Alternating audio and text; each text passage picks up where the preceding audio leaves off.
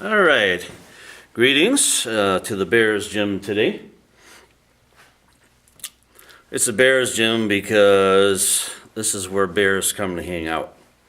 And sometimes we lift weights, and sometimes we study the Bible. It's not because of a sports team that we follow. We're not, whatever sport that may be. We're not that. This is not that kind of a Bears Gym.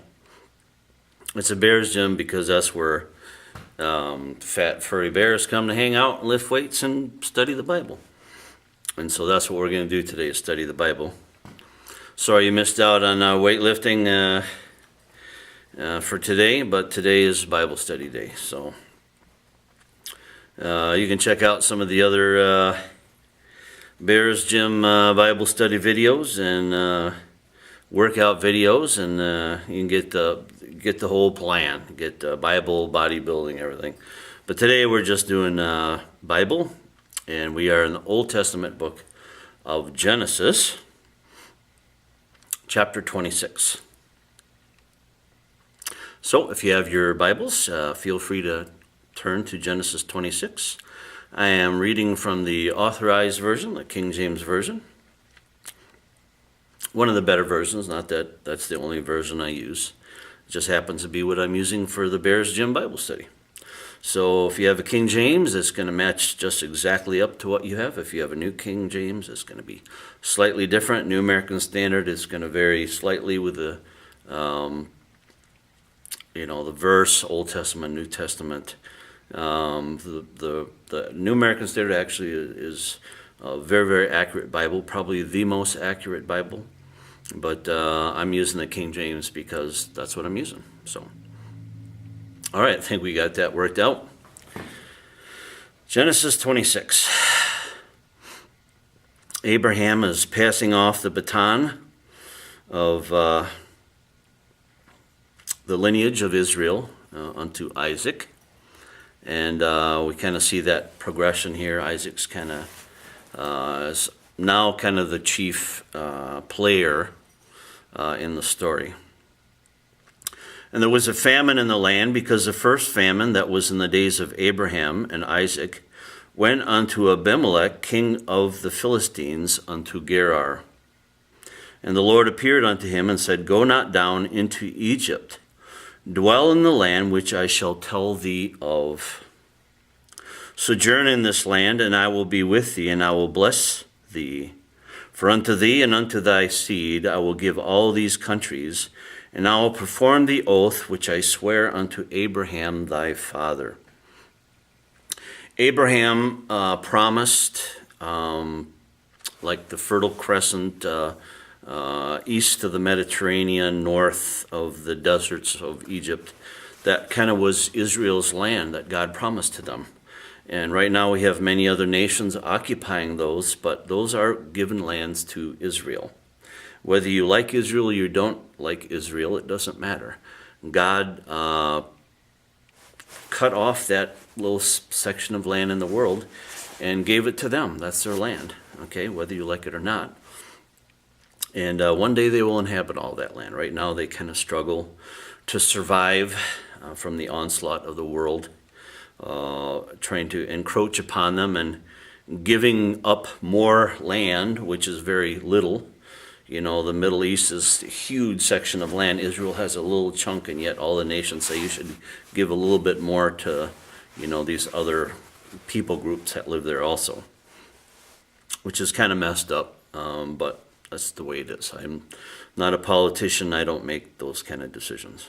But anyway, verse 4, And I will make thy seed to multiply as the stars of heaven, and will give unto thy seed all these countries, and in thy seed shall all the nations of the earth be blessed. We are blessed. We are blessed because of the Son of God coming through the promised race of people, through Israel, through David. He is of that line, though he was virgin born, conceived of the Holy Spirit in Mary, Mary was a good woman, a godly woman. I do not worship her. I do not pray to her. I do not think that you should. We are to pray and worship God only. That is one of the 10 Commandments, not be praying to the mother of Mary, the mother of Jesus, Mary. We shouldn't be praying to saints, to the father of Jesus, Joseph. They were good people. They were righteous man and righteous woman. And God used them to usher in the Messiah. And that all came through the children of Israel, through the nation Israel. And all that God is doing with the church today will be fulfilled.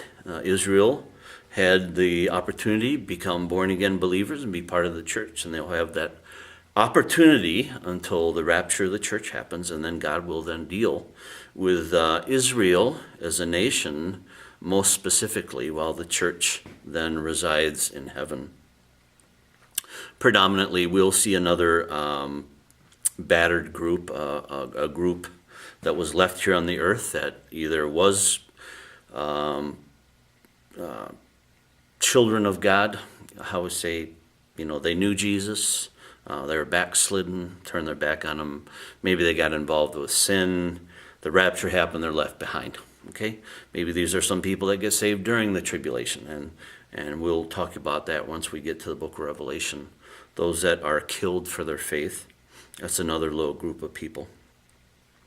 But predominantly God is going to deal with the nation of Israel and judge the earth in the end times, and we'll see that a little bit later on when we get to the book of Revelation. Anyway, let's continue on. Because that Abraham obeyed my voice and kept my charge, my commandments, my statutes, and my laws. So because of Abraham,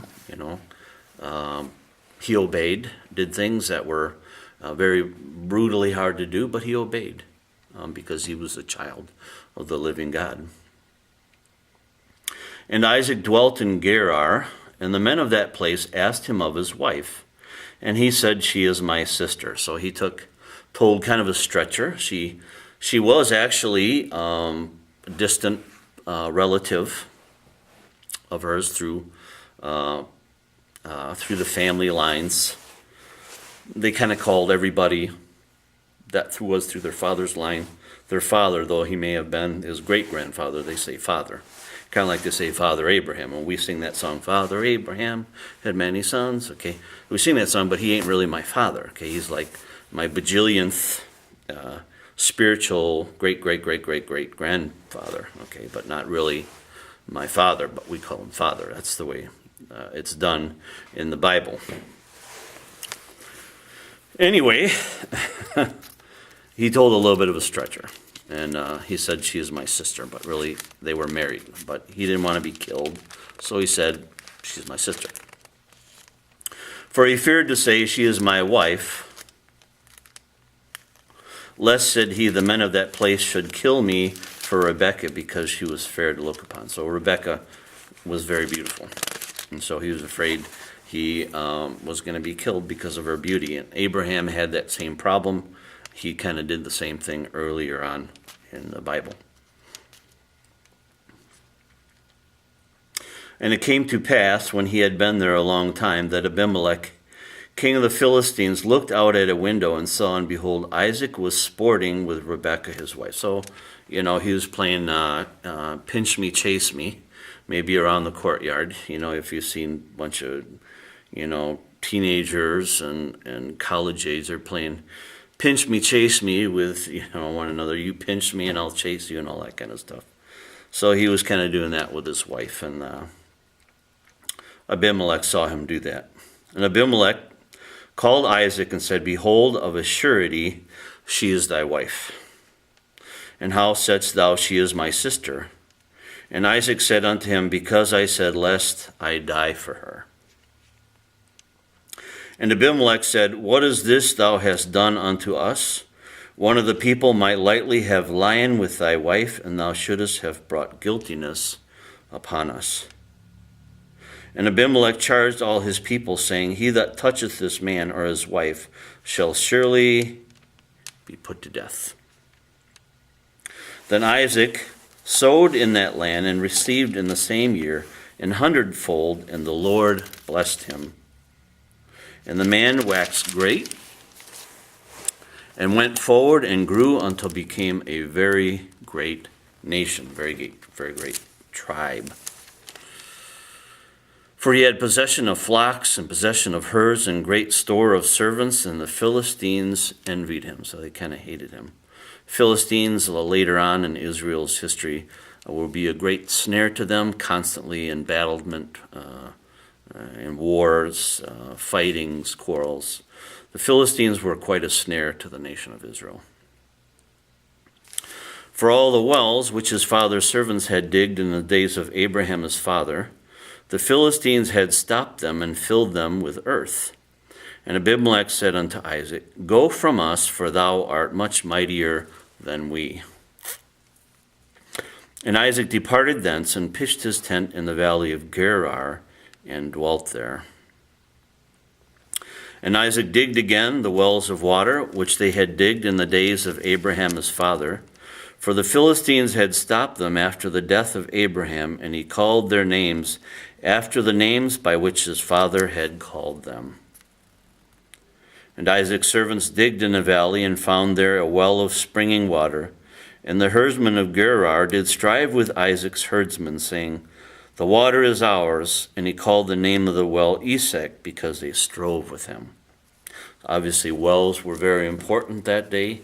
You know, we're more accustomed here in the United States of just turning on the tap and bingo, there's water.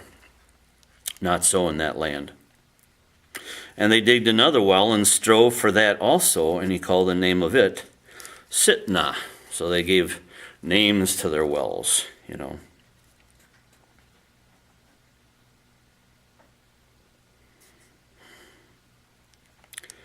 And he removed from thence and digged another well. And for that they strove not, and he called the name of it Rehoboth.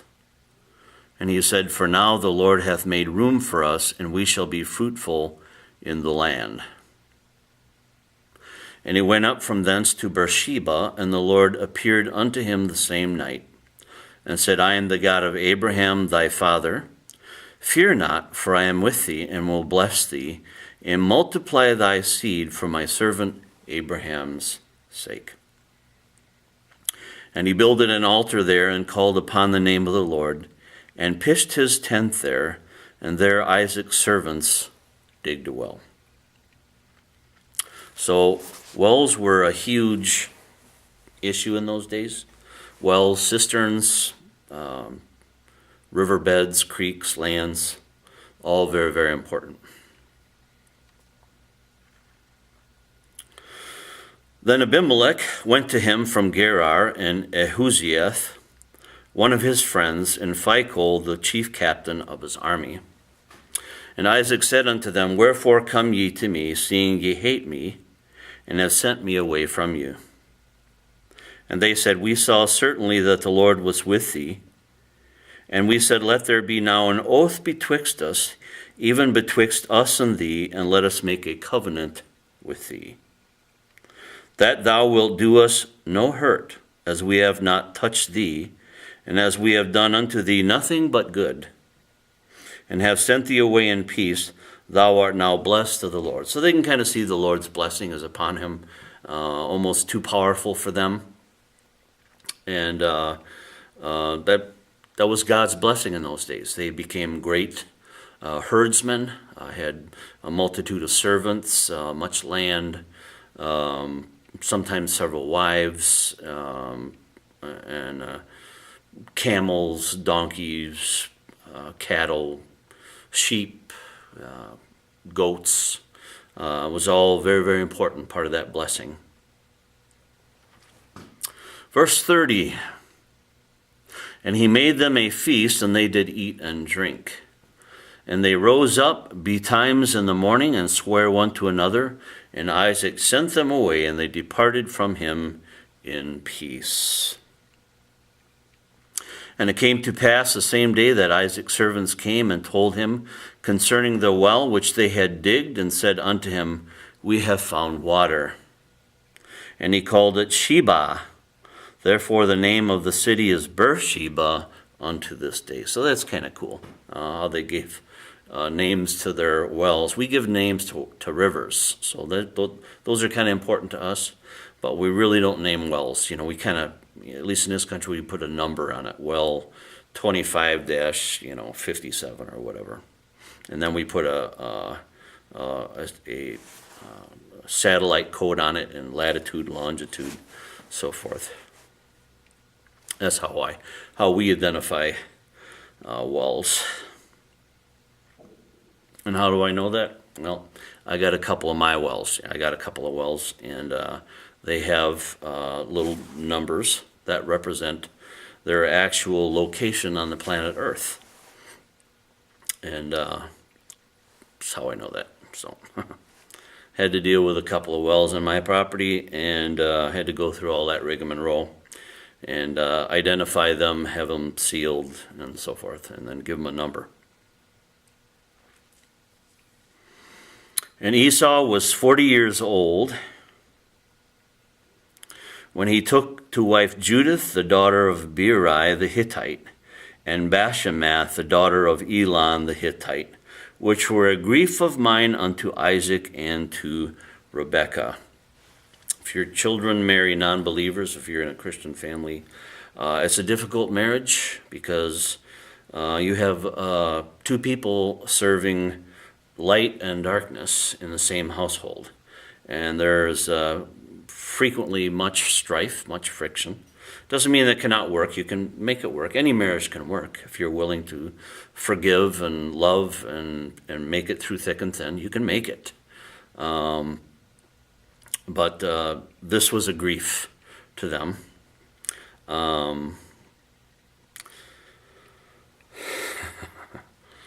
Jacob made his choice a little bit wiser than Esau.